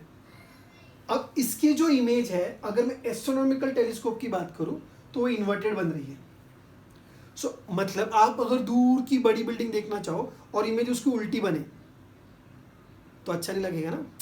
तो इसका मतलब मुझे क्या करना, मुझे ये बड़ी इमेज चाहिए पर इरेक्ट आनी चाहिए. इरेक्ट, समझ में आ रहा है? अगर आप इस एस्ट्रोनॉमिकल टेलीस्कोप से आसपास की दूर की चीज को देखोगे तो इमेज उल्टी बनेगी. आपको वो इमेज को सीधा करना है. इसके लिए हम कॉन्वेक्स लेंस की एक प्रॉपर्टी यूज करने वाले, बहुत इंटरेस्टिंग है. सो एस्ट्रोनॉमिकल टेलीस्कोप और टेरेस्ट्रियल टेलीस्कोप में एक ही डिफरेंस है बच्चों. हाँ सर मैं समझ गया. जो फाइनल इमेज उल्टी बनती है वो इस बार कैसी बनेगी? सीधी बनेगी. Very good. पर उसके लिए कॉन्सेप्ट क्या है, उसके लिए करना क्या है? सो बच्चों उसके लिए करते क्या पता है? थोड़ा बड़ा स्पेस चाहिए मुझे. मैं एक ऑब्जेक्टिव लूंगा. ये टेरेस्ट्रियल टेलीस्कोप के लिए हम बात कर रहे हैं, ठीक है ना? ओके. सो ये ऑब्जेक्टिव है अपना और आईपीस था. ऑब्जेक्टिव और आईपीस के बीच में I am going to place one more lens, जिसको बफर लेंस या इन्वर्टिंग लेंस भी कहते हैं. ठीक है. सो हुआ क्या, जो दूर से रेज आई, मतलब ऑब्जेक्ट, दूर वाले ऑब्जेक्ट से जो रेज आई, उसकी इमेज ऑब्जेक्टिव कहाँ बना रहा था, ऑब्जेक्टिव के फोकस पर ये कॉन्वेक्स लेंस इस तरीके से बीच में आ गई है कि ये जो लेंस है वो उसके 2f पर है, इस लेंस के double the focus 2f distance पर है। तो ये जो इंटरमीडिएट लेंस है इसके अगर 2f पर होगा, लेंस के 2f पर, तो इमेज कैसी बनेगी, real, inverted and same size. बस, तो ये जो उल्टी इमेज थी उसको उसने सीधा कर दिया। अब आपका आई पीस वापस वैसे का वैसे ही। सो ये कहां पर होगा बताओ, ये हो जाएगा यहां से 2f और ये हो जाएगा u, समझ में। सो अब ये आपको पता है कौन, कि जो आई पीस है वो सिंपल माइक्रोस्कोप की तरह बिहेव करता है। तो अगर सिंपल माइक्रोस्कोप की तरह बिहेव करेगा, इसका पोल और फोकस के बीच में आएगा वो, आई पीस के पोल और फोकस के बीच में, तो इसकी इमेज कैसी बनेगी, virtual erect and magnified. So final image कैसी बन रही है, क्या मेरी बात समझ में आई? इस लेंस ने आके क्या कर दिया, इस इमेज को सीधा कर दिया। फर्क कहां पड़ा, देखो इसने मैग्निफिकेशन में कुछ चेंज नहीं किया, 2f, इसका मैग्निफिकेशन तो अभी भी 1 है। सो ओवरऑल मैग्निफिकेशन में there is no change. Change कहां है बच्चों, आप सोचो चेंज कहां है, मैग्निफिकेशन में नो चेंज, इसने कुछ मैग्नीफाई किया ही नहीं, सेम साइज का उल्टा बना, सिर्फ साइन चेंज कर दिया, आप ऐसा बोल सकते हो। फर्क कहां है बच्चों, शाबाश, लेंथ में है। देख, जो FO प्लस UE थी, जो FO प्लस UE कहाँ गया, FO प्लस, अब वो क्या होगा, FO plus 2F plus UE, यानी now the length will be equal to FO plus 4F plus FE या UE, माफ कीजिए। तो हर जगह कौन सा टर्म, इसके जितने भी फॉर्मूले थे लेंथ के, सब में कितना आप ऐड करोगे, 4F, where F is the focal length of the intermediate lens. इसका मैग्निफिकेशन में कुछ चेंज नहीं आया बच्चों, इसके सिर्फ लेंथ में चेंज आया। जो लेंथ पहले था उसमें कितना टर्म ऐड करोगे आप, 4F, where F is the focal length of the intermediate lens. एक और टेलीस्कोप है बच्चों जिसको गैलीलियन टेलीस्कोप कहते हैं, जिसमें eyepiece instead of convex lens it is a concave lens, यानी फोकल लेंथ नेगेटिव आएगा। तो जहां जहां FE की बात थी वो सब माइनस FE हो जाएगा, बिकॉज कॉनकेव लेंस की फोकल लेंथ नेगेटिव है। याद रहेगा, फिर से एक बार टेरेस्ट्रियल समझा। जो गैलीलियन टेलीस्कोप है उसमें instead of convex lens as the eyepiece, आप एक कॉनकेव लेंस को आईपीस की तरह यूज करोगे। सो जो FE था, FE फोकल लेंथ जो था वो हमेशा नेगेटिव आएगा। तो wherever you had FE in astronomical telescope, that changes to what, minus FE, इतना याद रखना। सो टेलीस्कोप में 3, astronomical, terrestrial and Galilean. Detail में किसको डिस्कस किया हमने, एस्ट्रोनॉमिकल। टेरेस्ट्रियल के लिए क्या बोला, बीच में एक लेंस, मैग्निफिकेशन में no change, length very good, 4F time हो जाएगा। फिर सर ने बोला गैलीलियन अगर वर्ड यूज किया है तो जो आईपीस कॉन्वेक्स है अभी वो बन जाएगा कॉनकेव, तो जहां FE था वहां माइनस FE आ जाएगा हर जगह पर। इज दैट क्लियर, क्या सबको समझ में आया? So this was a discussion on optical instrument, जहां हमने सिंपल माइक्रोस्कोप, कंपाउंड माइक्रोस्कोप और टेलीस्कोप में एस्ट्रोनॉमिकल इन डिटेल आपके सामने है।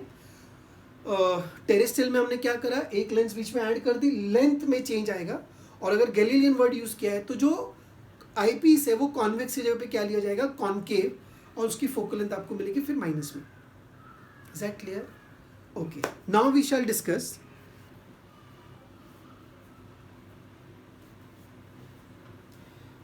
hello student, welcome back. So now last time we discussed about optical instruments, simple microscope, compound microscope, telescope and the types of telescope.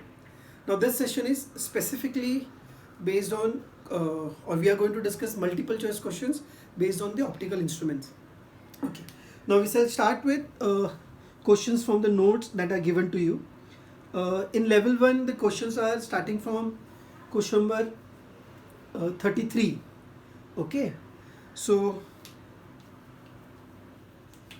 see that first question number 33, उसमें लिखा है the focal length of the objective of a microscope, the focal length of the objective of the microscope, और उन्होंने option में objective word use किया है, तो समझ जाना they are talking about compound microscope.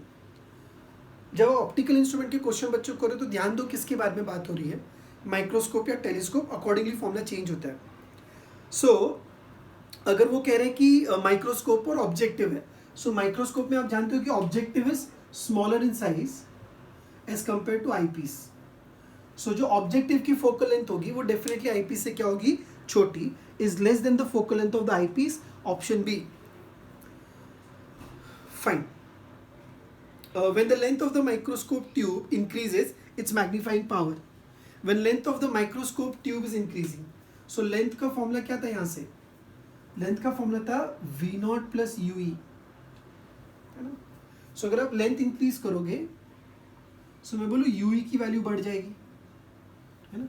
So if I increase length UE will increase, और अगर यूई बढ़ेगा, what was magnifying power, D by UE. So अगर UE will increase, magnifying power will decrease. Is that clear. ये दोनों telescope के लिए भी ऐसे ही है बच्चों, और माइक्रोस्कोप के लिए भी ऐसे ही. जब आप लेंथ को बढ़ाओगे तो मैग्नीफाइंग पावर कम हो जाता है. Question number 35. In a simple microscope, if the final image is at infinity, then the magnifying power. In a simple microscope, when the final image is at infinity, simple microscope में final image is at infinity. तो पहली बात तो simple microscope है. Simple microscope में final image is at infinity. So magnifying power is, simple microscope में final image is d by f ही आएगा ना. हाँ. अब आपसे पूछा क्या उन्होंने, मैग्नीफाइंग पावर क्या होगा. ऑप्शन से आपको पता चलता है कि वो 25 centimetre divided by F of the eyepiece, ये होना चाहिए. अच्छा, सिंपल माइक्रोस्कोप में तो आई पीस है ही नहीं, आप डी बाई एफ से ही कर सकते हो, सिंगल लेंस होती है उसमें. Is that clear. Simple microscope का magnifying power 1 plus D by F होता है, और डी बाई एफ होता है. दो केसेस थे बच्चों, आपको इन्फिनिटी पे चाहिए उस केस में. So 25 by F would be more appropriate answer. I hope it is clear. Formula based है ये. फिर in a simple two lens refracting microscope, two lens refracting microscope यानी कि compound microscope, the intermediate image is, compound microscope में intermediate image कैसी होती है, so real inverted and magnified होती है.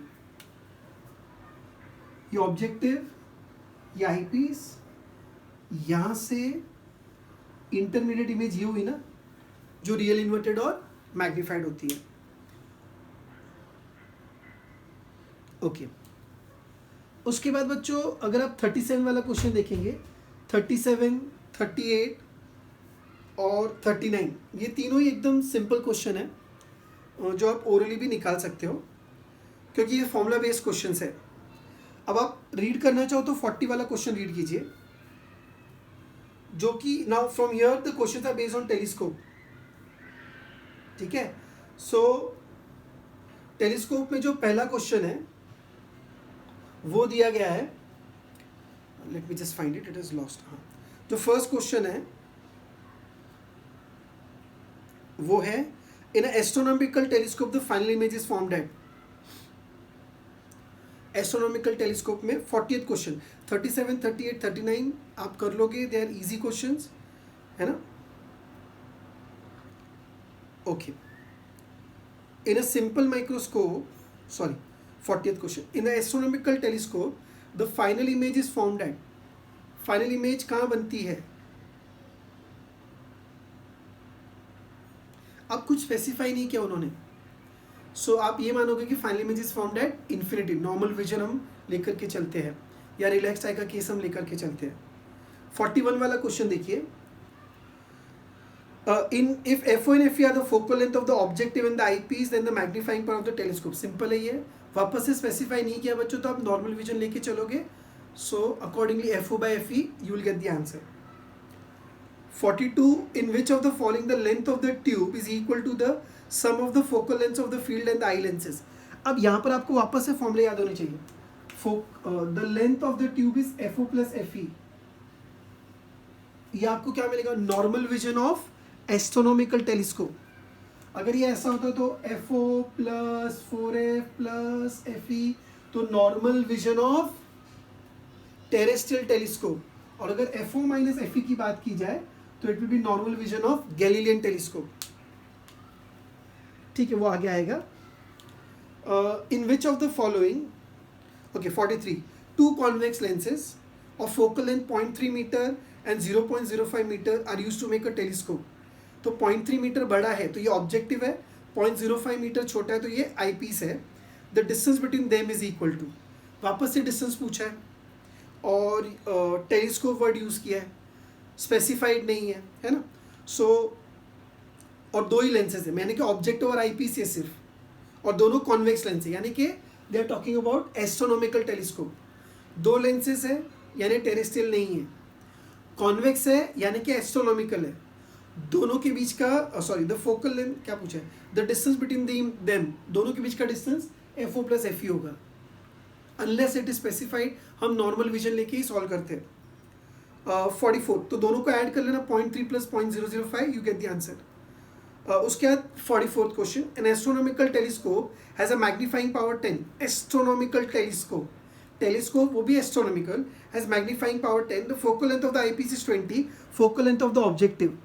सो आपको मैग्नीफाइंग पावर बच्चों 10 दिया हुआ है और एक फोकल लेंथ आपको दी है किसकी, for eyepiece it is given, FE is given, आपसे FO पूछा गया. तो again nothing is specified, I will take normal vision, FO by FE होता है, यानी FO कितना हो जाएगा, magnifying power multiplied by FE. Magnifying power 10 दे रखा है और FE की वैल्यू 20 है, तो you should get 200. Okay. 45, the magnifying power of the telescope can be increased if the magnifying power of an astronomical telescope can be increased. Now magnifying power वापस से FO by FE है. So if you decrease the focal length of the eyepiece, you can increase the magnifying power. So decrease the focal length of the eyepiece नहीं दिया हुआ है. So increase the focal length of the objective. हाँ 41, 45 का A option. क्या क्या possibility है, increase the focal length of the objective, decrease the focal length of the eyepiece, या इसको इंक्रीज इसको डिक्रीज एक साथ ऑप्शन में. पर ऐसा कोई भी ऑप्शन है जिसमें ऐसा दिया हुआ है, एक ही ऑप्शन है ए वाला जिसमें लिखा है increase the focal length of the objective. So 45 it should B A. 46, when the length of the, ये भी मैंने बताया डिक्रीजेस. 47 देखिए, द रिजॉल्विंग, अच्छा 47 आप अलग चैप्टर में करोगे, so I am skipping this question as of now. और 48, if an astronomical telescope has an objective and eyepiece of focal length 200 centimeter 4 centimeter respectively, then the magnifying power of the telescope for the normal vision magnifying power easy है ना बच्चों, FO upon FE. FO का value 200, FE की value 4, 200 by 4 will give you 50 as the answer. 49, in question number 48, length of the telescope for normal vision में length क्या होती है, FO plus FE, so 204. In question number 48, the magnifying power of the telescope for the least distance of distinct vision. इस बार आपसे magnifying power पूछा for least distance of distinct vision. ये अच्छा क्वेश्चन लग रहा है. So least distance of distinct vision के लिए मैग्नीफाइंग पावर आप कैसे फाइंड करेंगे, कैसे करेंगे. सो मैग्नीफाइंग पावर का FO बाई UE फॉर्मूला था, जो FO बाई FE हो जाता है नॉर्मल विजन के लिए. तो ये हो जाएगा FO by FE in the bracket 1 plus FE by D. अब ये 50 ऑलरेडी आपके पास है, ये हो जाएगा 1 plus FE. FO by FE में 50 निकाल चुका एक क्वेश्चन में. इसकी वैल्यू क्या दे रखी है, 4 डिवाइडेड बाई 25. अब मुझे एक बात बताओ बच्चों, ये लिख सकते हैं हम 50 प्लस 50 इंटू 4 बाई 25, यानी 2 सा हो गया. आई हैव मल्टीप्लाइड इनसाइड, सो 2 4 सा 8, 58 आंसर आया. सो वो 50 है और ये 58 हो जाएगा. 58 is one of the option given. 51 देखिए, in question number 48 the length of the telescope for the least distance of distinct vision. ओ हो, अभी आपको लेंथ पूछा है for least distance of distinct vision. FO plus FE कब होता है, नॉर्मल विजन, इन्फिनिटी में बनती है. इसमें क्या होगा, FE into D upon FE plus D. चलो बताइए, FO की वैल्यू 200 थी, यानी आंसर 200 से बड़ा आएगा. अब 200 से बड़े दो ऑप्शन है बच्चों, दोनों नजदीक है. सो FE की वैल्यू क्या दे रखी है, 4 इंटू 25 डिवाइडेड बाई 4 प्लस 25. सोचो ये क्या होगा, 200 plus this will be 100 divided by 29. साथ में रहो बच्चों. सोचो अगर ये 25 होता तो 4 सा होता, ये तो 100 है, नीचे 29. अगर ये 25 होता तो 4 सा होता, तो जाके 204 होता. अब अगर आप 29 से या इसको 30 ले लो तो ये अप्रॉक्सीमेटली 3 पॉइंट समथिंग आने वाला है. 4 तो पक्का नहीं आएगा, यानी अप्रॉक्सीमेटली 203 के आसपास आएगा. सो 204 और 203 में से आपको चूज करना था, and 203 I am going to choose. उसके बाद 52, 53 आसान क्वेश्चन है, आप उनके आंसर निकाल सकते हो। गैलीलियन टेलीस्कोप का है, मैग्नीफाइंग पावर पूछा और लेंथ पूछा है, तो FO by FE आएगा और FO minus FE आएगा। Then straight away will move to level 2, question number 19। In level 2 question number 19, yes 19 question में क्या लिखा है, लेवल 2 क्वेश्चन नंबर 19 वो लिख रहे हैं बच्चों, the objective of a small telescope has a focal length of 120 centimetre. तो ऑब्जेक्टिव की फोकल लेंथ 120 सेंटीमीटर है और आईपीस की जो फोकल लेंथ है वो 2 है। तो मैग्नीफाइंग पावर पूछा है, आसान है ना, 120/2 तो 60, ओरली हो गया ये। नहीं समझा? अरे बाबा, फोकल लेंथ ऑफ ऑब्जेक्टिव दिया और फोकल लेंथ ऑफ आईपीस दिया और आपसे मैग्नीफाइंग पावर पूछा है of an distant object. Again specify नहीं किया तो मैं नॉर्मल विजन के लिए सॉल्व कर रहा हूँ। 20 वाला क्वेश्चन देखिए, 20th question. With a simple microscope, if the lens is, अच्छा, it's a simple microscope, and the lens is held at a distance d from the eye. Simple microscope है और आंखों से, simple microscope में रे diagram कुछ ऐसा था।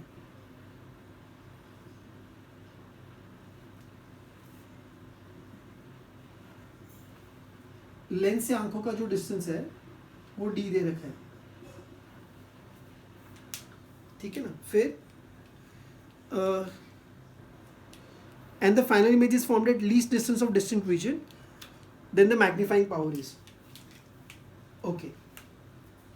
ये डिस्टेंस का सिग्निफिकेंस क्या हम सोचते हैं। पहले मुझे एक बात बताओ, magnifying power of simple microscope का फॉर्मूला क्या था, d/u था, जिसको सर ने लिखा था d/f + d/v। फाइनल इमेज कहाँ बननी है, डिस्टेंस ऑफ डिस्टिंक्ट विजन पर, है ना। सो अपना फॉर्मूला क्या था, ये हो जाएगा 1 + d/f।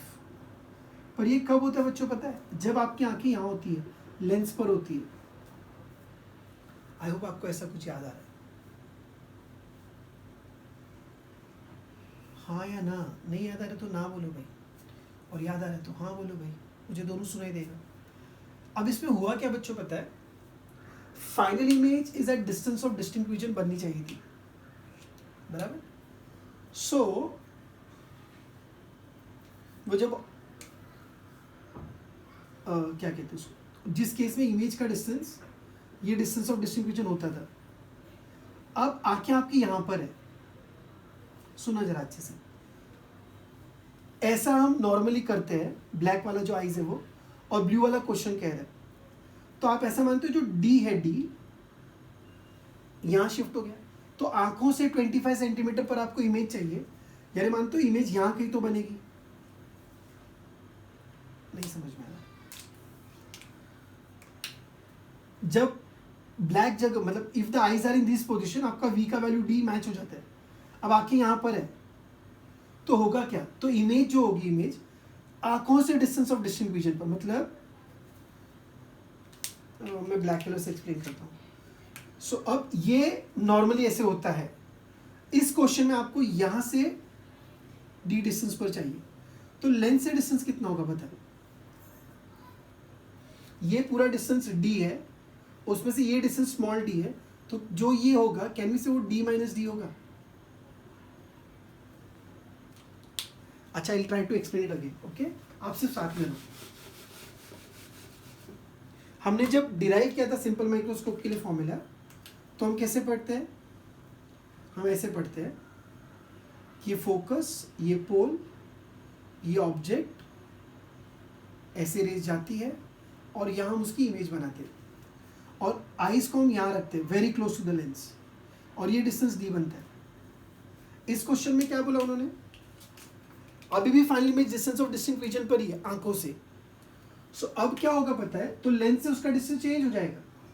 आपकी आईज जो है वो यहाँ से डी डिस्टेंस पर है, और फाइनल जो इमेज है वो यहाँ से डिस्टेंस ऑफ डिस्टिंक्ट विजन पर है, आंखों से, आईज से। तो मैं बोल सकता हूँ लेंस से जो उसका डिस्टेंस है वो कितना हो जाएगा, d - d। यानी जो आपका v था, v वो d - d हुआ। पहले जो v था, आंखों से इमेज का डिस्टेंस और लेंस से इमेज का डिस्टेंस सेम था because eyes were close to the lens, तो जो v था वो d के बराबर था। इस वाले सवाल में बच्चों आंखें यहाँ चली गई और आंखों से इमेज क्या बन गया डिस्टेंस ऑफ डिस्टिंक्ट विजन पर, तो ये डिस्टेंस d है, ये d, तो ये रिमेनिंग d माइनस डी, तो लेंस से इमेज क्या बनी v equal to d minus D, तो इसमें v की जगह पे d माइनस डी लिखोगे आप, समझ में है? और सॉल्व करने पर आपको आंसर मिलेगा 1 plus d minus D by F, ऐसा ऑप्शन होगा। जो इमेज डिस्टेंस था वो d माइनस डी हो गया और कुछ नहीं। आई होप यू अंडरस्टूड, समझाइए हाँ या ना, क्लियर? सो प्लीज इसको आप नोट कर लीजिए। Okay, so this was question number, okay, let us go back to level 2, question number, just a moment students, 20. Okay, now question number 21. The distance between objective lens and the eye lens of an astronomical telescope when adjusted for the parallel light is 100 centimeter. The measured value of magnification 90, the focal length. आपको FO plus FE का value 100 दिया हुआ है और FO upon FE का value 19 है। Length क्या होता है? Length of telescope is FO plus FE। मैं क्वेश्चन नंबर 21 की बात कर रहा हूँ। So length is FO plus FE और मैग्निफिकेशन होता है FO बाय FE। सो यानी ये लेंथ उन्होंने 100 सेंटीमीटर दे रखी है और ये मैग्निफिकेशन उन्होंने 19 दे रखा है। तो बच्चों आपको ऐसे दो नंबर फाइंड करने हैं जिनका एडिशन 100 और रेशियो 19 हो। 95 और 5 होता है वो, और नहीं जमता है तो आप फिर सॉल्व कर सकते हो। यहाँ से हम लिख सकते हैं FO equal to 19 times of FE। Substitute करो तो क्या होगा ये FO plus 19 times of FE, माफ कीजिए sorry, FO is 19 times of FE, तो 19 FE plus FE will be equal to 100, यानी 20 FE इज इक्वल टू 100, तो FE का वैल्यू हो जाएगा 5। एक बार अगर आपको FE 5 आया तो FO का वैल्यू हो जाएगा 95। It's a very simple question, formula based. फिर 22, इन अ Galilean telescope measures 9 centimeter from the objective of the eyepiece. The focal length of the objective is 15 centimeter. Then the magnifying power is. A Galilean telescope measures 9 centimeter from the objective of the eyepiece. From the objective to the eyepiece, sorry माफ कीजिए। So उसका length 9 centimetre है। Focal length of the objective is 15.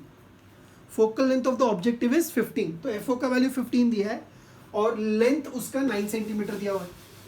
Okay, अब मुझे बताओ Galilean telescope में, अब मैं सम नंबर 22 की बात कर रहा हूँ। गैलीलियन टेलीस्कोप में FO माइनस FE है, लेंथ 9 दे रखी है, 15 दे रखा है, ये माइनस FE है, सो FE की वैल्यू हो जाएगी 6 centimetre. And once you know focal length is 6 centimetre, करना क्या आपको, magnifying power will be FO upon FE। So क्या लिखोगे आप, 15 डिवाइडेड बाई 6, सो 2.5 सेंटीमीटर आपको मिल जाएगा।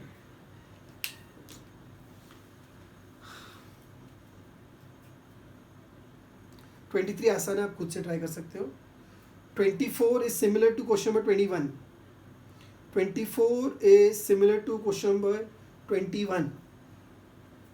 ठीक है, so these were few questions based on the optical instruments including telescope and microscope as well. Okay, so this comes to the last session or the completion of this particular lesson. Now it's a very huge chapter बच्चों, जो आपने देखा होगा तकरीबन 17-18 session उसका A और B part, मतलब more than 25-30 sessions हम ले चुके हैं। It's a very big chapter and I would want you to make short notes of all the concepts of this chapter and regularly revise it. Mirror का अलग से, spherical mirror का अलग से, प्रिज्म का अलग से, स्फेरिकल सरफेस का अलग से, स्लैब का अलग से, लेंस का अलग से और ऑप्टिकल इंस्ट्रूमेंट्स का अलग से। That will really be helpful. 2-3 page में आप डिवाइड करके बनाना, उसको रेगुलरली रिवाइज करना, और हो सके तो बच्चों दिन में अराउंड 5 to 10 क्वेश्चन आप रे ऑप्टिक्स के रेगुलरली सॉल्व करो। Is that clear? हाँ, आपके पास सफिशिएंट टाइम भी है। हाँ, अगर आप पूरा चैप्टर एक दिन सॉल्व करने जाओगे ना आपको मज़ा आएगी ना आपका कॉन्फिडेंस बढ़ेगा। डेली आज मिरर के 5 कर लो, लेंस के 5 कर लो, रेगुलर बेसिस पे इस चैप्टर को आप सॉल्व करते रहना, सो it will be a very easy and scoring chapter. Thank you so much students.